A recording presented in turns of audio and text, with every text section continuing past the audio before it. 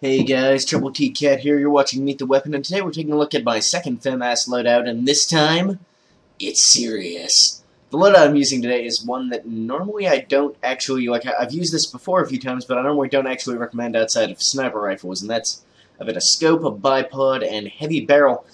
But with the FAMAS, this is actually a really effective loadout. This was a good game for me. I think about 2 for 1. I could have gotten a better ratio, of course, but naturally I needed to go on some death streaks in there, you know, just to mix things up a little bit. You guys are familiar with this by now. It's just my style. But yeah, I mean, this loadout is much better than I was expecting. Let's put it that way. It's in fact actually super effective. The hipfire accuracy gonna help you out at super close range, and then outside of that, I mean, you're gonna see in a bit. You can get work done with this. I guess actually I probably got half my kills are hipfire, because this gun is really good close up. But this loadout makes it white. It's still not amazing at long range because the damage isn't fantastic, and I mean it's not super accurate. There is a lot of recoil. It's not amazingly accurate, but at medium range with this setup, you're going to be hitting a lot. You're going to be killing a lot of dudes, and we all like killing dudes. Always, always good. And you're going to want to use burst fire a lot. You'll see me do that in this game, as it is pretty great. Oh, this loadout. So I'm a little bit tired. I only slept for like 3 or 4 hours last night, which is becoming a recurring theme for me. I'm getting pretty good at it, at least, you know. It's one benefit of, like, I don't want to say insomnia because I do sleep, but you know, semi insomnia. You get used to it, and you get pretty good at functioning with almost no sleep. Is always a great thing to be proficient in case someday you do need to stay up for all time, and you never know when that's going to happen.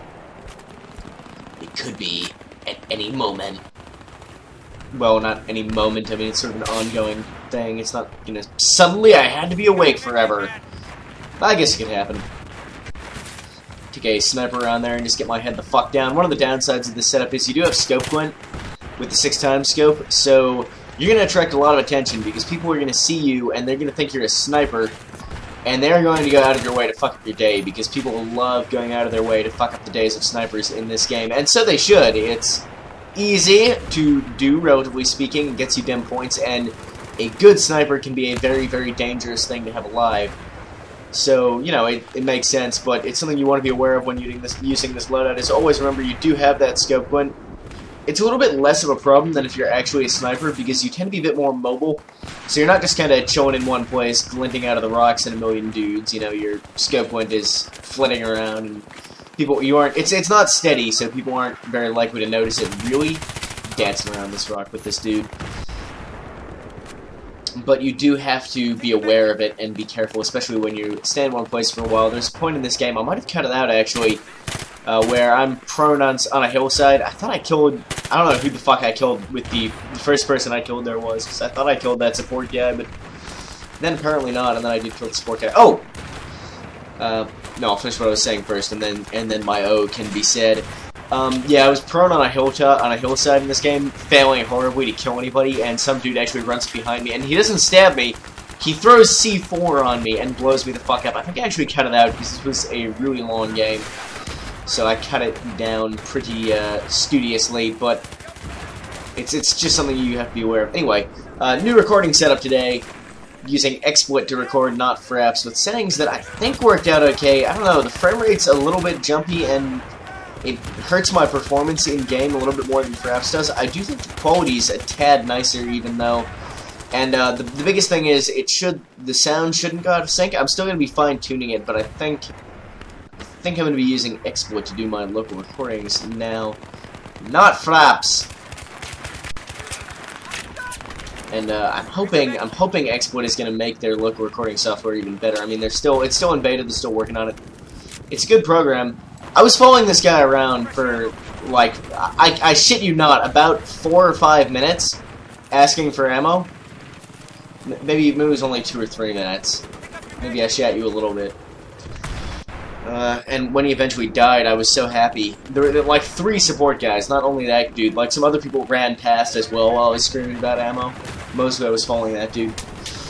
I was so happy when he died, because it meant I could finally get an ammo box. I did try to revive him after I was done dropping the ammo box, but it was a little bit too slow. And up here, there's a fucking clown car of Russian soldiers.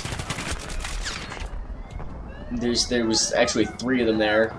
Yeah, I think the 3rd guy spawned in after I died, actually, but that's just... that was painful. That went all the way bad for me. I had a few pretty unfortunate spawns in this game, such as this one right here was a little bit of a downer. But you know that happens. It's a risk you take when you spawn on squad mates, and you gotta try not to let that stuff bug you, because it's part of the game, and it's just a thing that happens. If you get annoyed by that, you're gonna get annoyed a lot in this game. Either that, or you're just never going to spawn on your squad, which is going to make it harder for you to win. Squad spawning being a phenomenally useful tool for victory, keeping those front lines strong. I don't actually have the bipod deployed there. You are going to want to have the bipod deployed almost all the time when you're shooting, because the recoil on this gun is exceptionally high. The only reason this setup works at all is because of the bipod. It's not a mobile setup in any sense, because as you can see, recoil is just a little bit crazy. Even when you're crouching. If you don't have that bipod down, you're not going to put enough shots on target to kill quickly enough to live, is what I'm trying to indicate in most cases. And that's most unfortunate for you, the person who is then as a result dead. Once again, a little bit of an unfortunate spawn. Dat Scar H taking me out. I mean, I did have a shot there, but I fucked up a little bit. It's a hard range. Like, it's really tough. This gun is really hard to use when you're at that range where you don't quite want to hip fire, because it's not super accurate from the hip, the FAMAS. Which is one reason I do like the laser sight on this setup instead of heavy barrel. Works great as well, but heavy barrel is nice too. Either of those is going to be good. The laser sight's good because it helps you out at those ranges where without the laser sight you're not really comfortable to hip fire because the hip fire accuracy isn't that strong, and you also don't really want to be looking down a 6x scope. Once again, I spawned back in our deployment. Some dude watching though. Of course, the fact that I was kind of standing in the open, probably not ideal. Always look for ways you can improve when you die. Don't just like rage or something. Say like, what did you do wrong there? So yeah, this is where this weapon really shines. What's my range here? About 75 meters?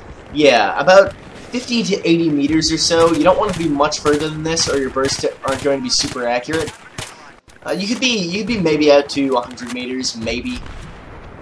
It's where this setup really shines, for this sort of medium-range supporting fire, covering objectives and stuff like that from a bit of a distance. You can get some really headshot there. You can get some really solid work done with this loadout, and medium range especially. But this gun is still not a long-range powerhouse, and it does sacrifice your close-up capabilities. So basically what this loadout does is it makes the gun a medium-range boss, and just kind of sacrifices everything else. I mean, it's still really good at point-blank range, as you're about to see. If you are close enough, you can absolutely hip-fire. You're going to want to burst your hip-fire sprays, though. I'm in full auto mode there, but bursting manual. And you want to do that because this gun does have a lot of recoil, a lot of spread increase, and there was a man behind me there. Sad face.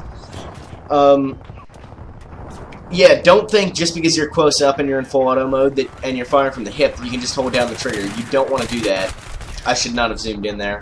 I wouldn't have lived either way, but aiming down sights was not a smart thing to do in that situation. They were far too close. I should have kept chipping away at him with my hip fire.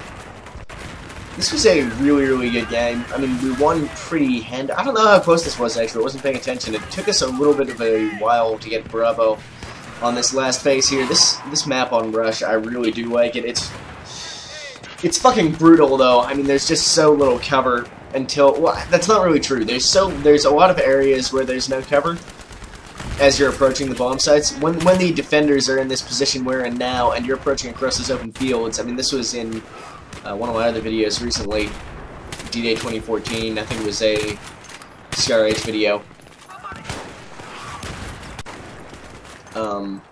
Yeah, this map can just be really brutal. But once you get up to this cover on this last phase, it is okay. I was kind of the assist king here. I get a ton of assists in this bit because I'm standing up, so you can see there's a fair bit of recoil, and only one of my shots from most of those bursts was actually hitting people. It is, you really do want to be crouching or prone or whatever. Assist there, again, fire accuracy. Not quite up to snuff with allowing me to actually kill that dude guy, Broseph, but at least I helped my buddy friend out to get the kill there to win it. Finally moving up on this objective. More assists. I love assisting. I'm just a helpful kind of guy. And then this was not so assistful. I take out those two dudes, but then somebody does shoot me in the back. I was pretty happy with myself there. Switching to the pistol, then switching back to the rifle. I had to switch to the pistol there because if you start reloading your rifle and you realize you don't have time, roll to the pistol. Just do it. Kill with the pistol works great. The FAMAS has a long reload time. It's one of the weaknesses of the gun. It has one of the longer reload times of all the assault rifles, so that can always be good. Getting an arm in the bomb, that does end up getting diffused. I think you actually see on the kill cam them diffusing that. But I then arm it again, and we do accomplish victory. Yeah, so we only had 20 tickets left, 18 tickets left when I armed this. This was not a one-sided game. This was a nice match. I did really enjoy this one. This is actually pretty much the first game I played today trying to get footage, and I got a really solid game first shot, which was lucky because it means I can get the videos up nice and early. I should have plenty of time to stream later tonight if I'm so inclined, which I may or may not be. And it's good because I'm pretty tired as a result of not getting much sleep last night, so I didn't have to spend forever trying to get a game and then getting frustrated and then so on and so forth. Whatever. It was all super cool. As always, my stats will follow. Thanks for watching, everybody. Let me know what you thought of the video, and I will be doing one more FAMAS video with a more conventional loadout probably tomorrow. And then we will be going on to the L85A2, which is an awesome gun, and then once we are done with that, we will be back to the engineer kit weapons. So anyway, until tomorrow, Trouble T Cat out.